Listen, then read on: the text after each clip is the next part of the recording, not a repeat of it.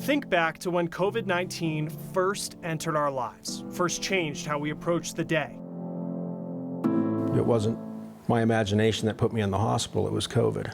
A vaccine was seen as the answer, the key to no longer needing to distance and worry about what comes with the pandemic. You know, misinformation from the internet. Now that it's no longer just an idea, the reality is proving to be complicated. And we were right in the middle of it, it's still evolving. This week, the impact of the Delta variant and the efforts to combat vaccination hesitation. I think there's light at the end of the tunnel. This is The Race.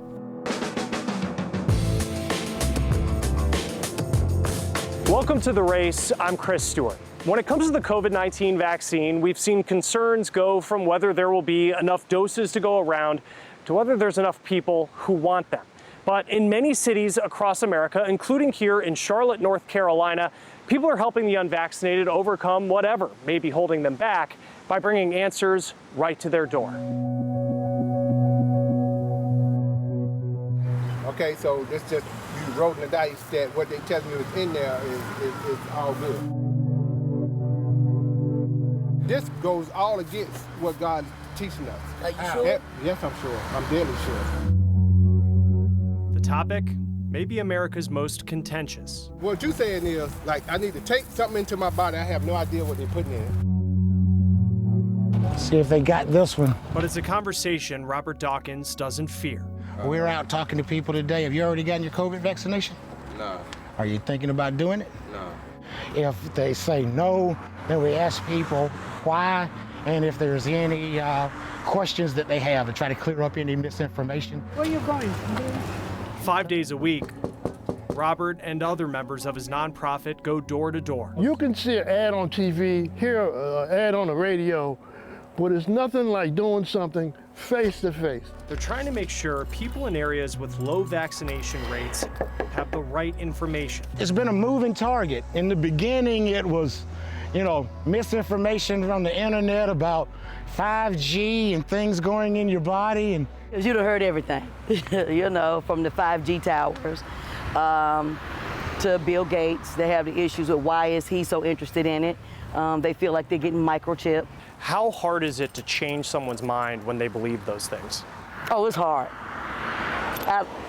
It doesn't even amount to the amount of money still is not going to make them change their mind. When they're dead set and they're stuck, it's nothing. On some days, members of the local health department come with them with the vaccine on standby in case someone wants the shot on the spot. But our whole thing is not to convince you as much as try to clear up any misinformation that they may have and keep it moving. The White House believes door-to-door vaccine programs have helped boost vaccination rates in parts of the country where they've been low. But some Republican leaders have criticized the efforts, claiming those who are knocking coerce or intimidate people into getting the vaccine. I don't get to where the anger that's been associated with this particular virus shots, except for the fact that it's so politicized. But the truth in the battle for trust is that information can only do so much to build faith in a community that's had it broken before. So what was the Tuskegee experiment? One of the reasons this man says he won't get the vaccine is the Tuskegee syphilis experiment. It started in the 1930s and went on for 40 years, involving 600 black men, many of whom had syphilis. Participants were told they would receive free care for their condition, but the U.S. government was really doing what's now considered an unethical experiment to see how the virus impacts the body. Participants went largely untreated and were never offered penicillin, even though it was proven effective and had become widely available. This is the same government that we trusted to give us a vaccine. We hear that a whole lot. I'm going to take the shot and it's going to be the same as like the Tuskegee experiment because it's to kill us all. But if that's the case, what they would do is not give you the vaccination so they could study the long-range effects. But, all we can do is talk to people. And that is what this team will continue to do, knock and talk. We go to the next one. Day in and day out as this pandemic continues in hopes the information they provide can make a difference. I do tell a person it's at your discretion. Go do your own research. Just don't listen to social media or what someone else's personal opinion or preference is. do your own research so you can feel comfortable whatever you do when it comes to your body and yourself.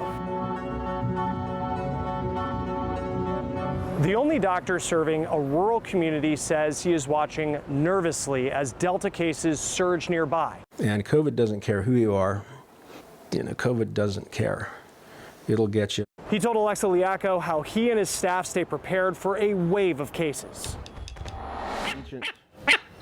Yeah, you tell him. Hello.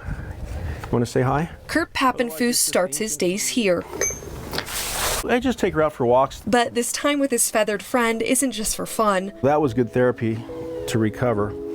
It made you get out and stretch your lungs a bit too. His falcon Miracle is living up to her name. You a good girl? She is helping Kurt regain his strength every day. I was very healthy, climbed a bunch of mountains, did big Himalayan peaks, Everest, and just kept going.